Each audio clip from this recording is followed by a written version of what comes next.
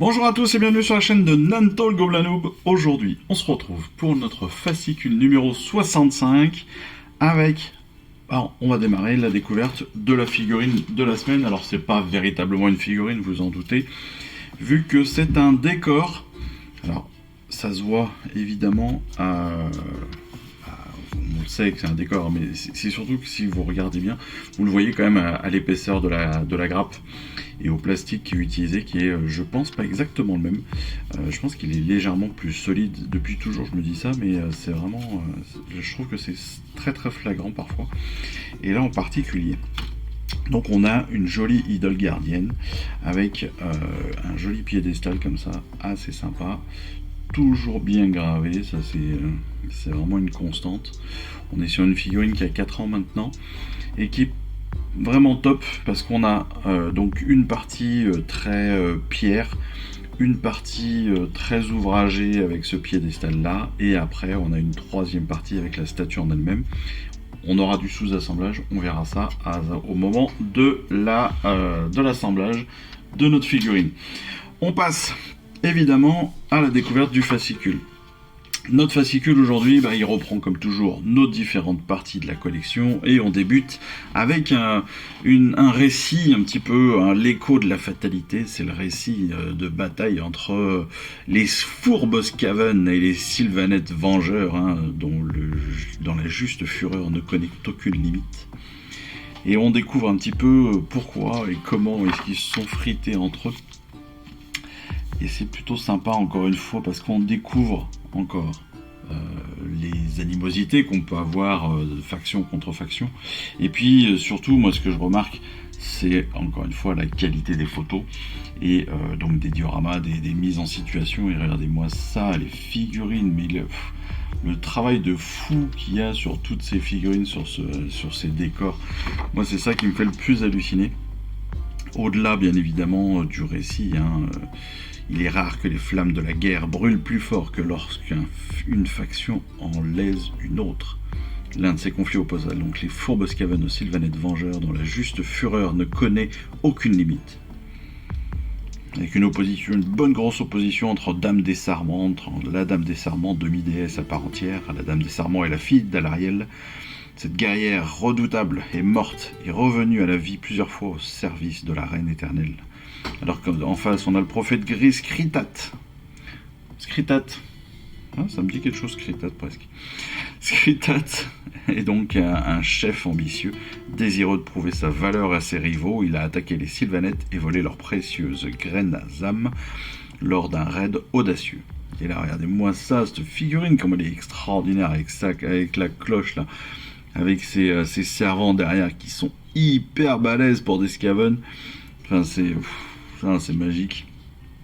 Elle est vraiment très très très très belle. Ça, c'est des vraies réussites. Je trouve que les Skaven, ça donne vraiment un truc cool. Ouais. Ensuite, on passe, c'est bien, à l'anatomie des Cruel Boys. Alors ça, je m'y attendais pas du tout.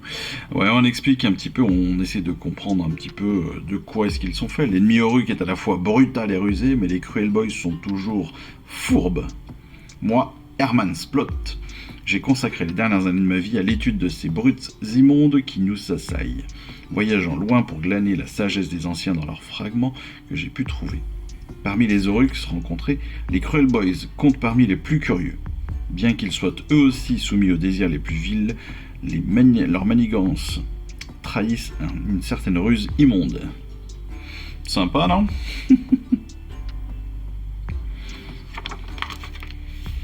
Les Cruel Boys font parfois preuve d'une véritable culture. L'une de leurs occupations les plus intrigantes est la fabrication de boucliers grotesques, ornés de visages et peints aux couleurs de leurs allégeances. Bien sûr, cette pratique reste grossière comparée au triomphe de nos artisans. Cependant, il reste une intention qui est confirmée par un modèle de conception, et dans une certaine mesure, cela peut être considéré comme de l'art. Bien sûr, il faut être prudent avec une telle ligne de pensée. Quand on perd tout sens des proportions, on finit par voir un chef-d'œuvre dans un monceau d'ordures. C'est plutôt sympa comme idée, je trouve, comme information. Ensuite, on découvrira une nouvelle chronique. Alors, on remarque que c'est une chronique de la série A, ce qui veut dire que ça va être une chronique certainement en plusieurs morceaux en plusieurs, qui sera comprise en plusieurs fascicules. Et là donc ce sera sur les Caradrons, elle s'appelle Dans le Mille, les royaumes mortels foisonnent d'histoires de héros puissants, mais même le plus humble des soldats peut renverser le cours d'une guerre. Ici, nous voyons un arcanote se préparer à la bataille contre les Édonites de Slaanesh, sans se douter du rôle qu'il va jouer. Je ne vous lis pas la suite, évidemment, je vous laisserai découvrir ça, même si vous le savez, peut-être que l'on fera une vidéo à un moment, une ou plusieurs vidéos avec la lecture de toutes ces histoires, parce que je sais que j'ai des internautes et des abonnés malvoyants, donc parfois ça peut être sympa d'avoir cette petite lecture comme ça à haute voix, même si je suis pas sûr que ça respecte bien tous les droits d'auteur, entre autres, mais bon, on ne m'en tiendra pas rigueur, je l'espère. Ensuite, bien évidemment, on va personnaliser et donner un petit peu de vie à notre idole gardienne. Les idoles gardiennes comptent parmi les structures mystiques les plus importantes des croisades Zéophore. Elles font partie des premières constructions érigées de la fondation d'une nouvelle cité. Elles sont à la fois abris et forteresses. Elles surveillent les étendues sauvages qui entourent les murailles, sévères, froides et imposantes. La simple présence d'une de ces statues suffit souvent à effrayer les ennemis les plus lâches du roi. Et ce qui est très cool, mine de rien, parce qu'on le sait peut-être pas encore, vous le savez peut-être pas encore, mais on va en avoir une deuxième normalement. Donc on aura comme ça un peu une porte d'entrée, ça va faire un peu les portes de, je ne sais plus comment ça s'appelle, dans le Seigneur des Anneaux, mais voilà, on va avoir un petit peu cette idée-là, ça va être super. Et sur le champ de bataille, ça peut être très très classe. Ça peut être très très classe quand ça sera bien monté. Au niveau de l'assemblage, bah évidemment, on le verra dans la vidéo spécifique à l'assemblage, mais vous le voyez, vous le savez, c'est du décor, donc c'est assez facile à faire. C'est que sur une feuille, donc vous voyez que c'est encore plus facile à imaginer.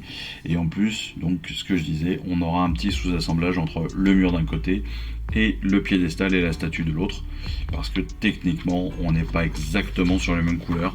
Vous voyez, on est sur du gris sur le mur, gris blanc, et puis sur du blanc un peu plus pétant sur la statue et le piédestal, mais ça on le verra aussi avec la peinture, et donc la vidéo de peinture spécifique où on avancera là-dessus avec peut-être des petits côtés sympas, j'espère, hein. On va faire un petit peu de brossage, un petit peu de réo pour améliorer le gemme. Ouais, ça va être sympa, on verra bien. Bon, je pense pas que là on n'est pas sur une peinture très difficile, très compliquée, hein, comme d'habitude avec les décors.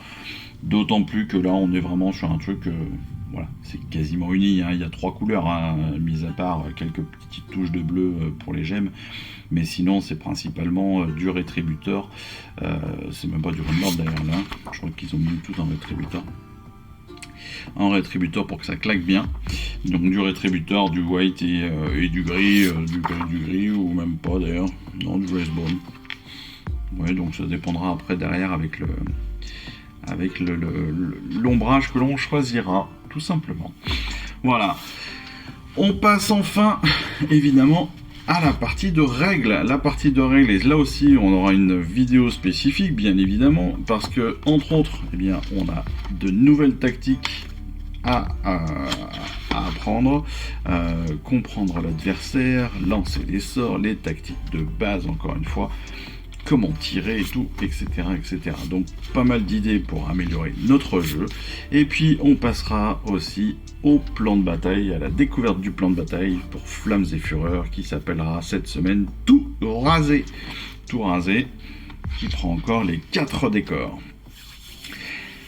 Évidemment, présentation des prochains numéros avec le numéro 66 et nos 2 nouvelles peintures, le Squig Orange et le White Rider Red, toujours avec cet accent extraordinaire dont vous m'enviez évidemment. Et puis en 67, ce sera 5 Vincitor qui sont très très classe. Je trouve ces persos à l'épée comme ça, ils sont très très beaux. Et entre autres, la bannière et le capitaine, là ils sont au top. Mais voilà, on verra ça dans 2 numéros. Ben voilà, une petite découverte du numéro 65, rapide, facile.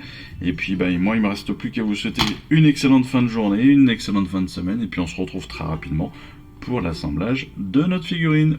Allez, je vous embrasse, ciao, bye bye. Je vous remercie d'avoir suivi cette vidéo. Si ça vous a plu, eh bien abonnez-vous, lâchez un petit like et un commentaire et suivez-moi sur Instagram Instagram où je poste régulièrement des photos de mes dernières réalisations et dernières peintures. Et puis comme il est maintenant de tradition sur la chaîne, je vous souhaite une excellente fin de journée et surtout, lisez bien, collectionnez bien, assemblez bien, peignez bien et jouez bien. Allez, je vous embrasse et puis je vous dis à très vite. Allez, ciao, bye bye.